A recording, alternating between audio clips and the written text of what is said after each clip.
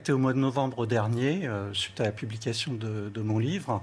Elle m'a expliqué sa situation, elle m'a expliqué qu'elle avait dû déménager à ses frais, que l'administration a une position quand même de très mitigée à son égard. Elle n'a pas été soutenue par son administration et c'est la police qui a décidé de l'exfiltrer. C'est la police qui a décidé de l'exfiltrer. Ça veut dire que elle était dans son bon droit et c'est elle qui doit partir.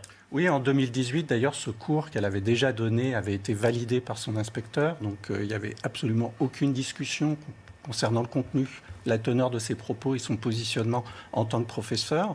Mais c'est donc elle qui doit partir, oui.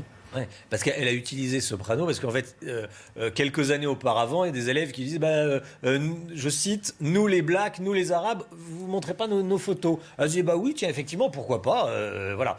Après, ça peut être, comment dire, ça peut être contesté, ça peut susciter la polémique, mais elle avait dit, bah, pourquoi pas, et je mets une photo de Soprano qui est né aux Comores.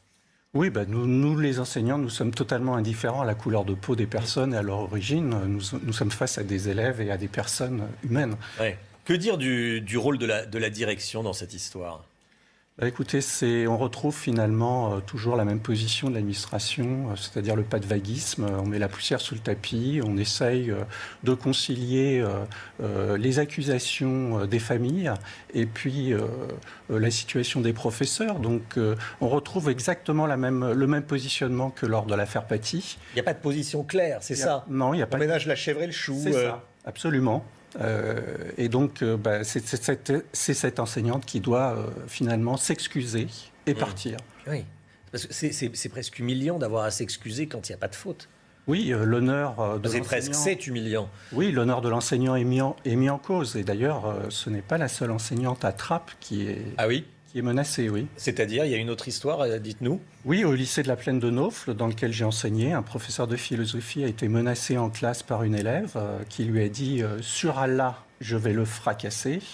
En parlant de ce professeur. En parlant de ce professeur, l'administration a reçu l'élève qui alors n'a pas nié ses propos. Elle les a niés un peu plus tard devant la police. Cet élève n'a pas été sanctionné administrativement. Donc aucune exclusion de cours, elle est toujours en classe. Et c'est le professeur qui est, depuis le mois de décembre dernier, en arrêt maladie. Sa situation n'est pas réglée. J'ai évoqué d'ailleurs dans le bureau de M. Blanquer au mois de décembre sa situation et je constate que rien n'a été fait depuis. Rien n'a été fait depuis. Dans des écoles aujourd'hui, des parents ou des élèves peuvent terroriser des professeurs. Oui, il y a encore un autre cas dans l'académie de Versailles, à Taverny. Un professeur est accusé d'islamophobie, de sexisme, de racisme. Et il est obligé de partir, du moins il est suspendu par son administration, dit-on, pour des raisons de sécurité. Il reviendra en poste à la rentrée et sa situation non plus n'est pas réglée. Didier Lemaire, professeur de philosophie, fondateur de l'association Défense des serviteurs de la République et auteur du livre Lettre d'un hussard de la République. Merci d'être venu ce matin sur le plateau de la matinale. Bonne journée à vous.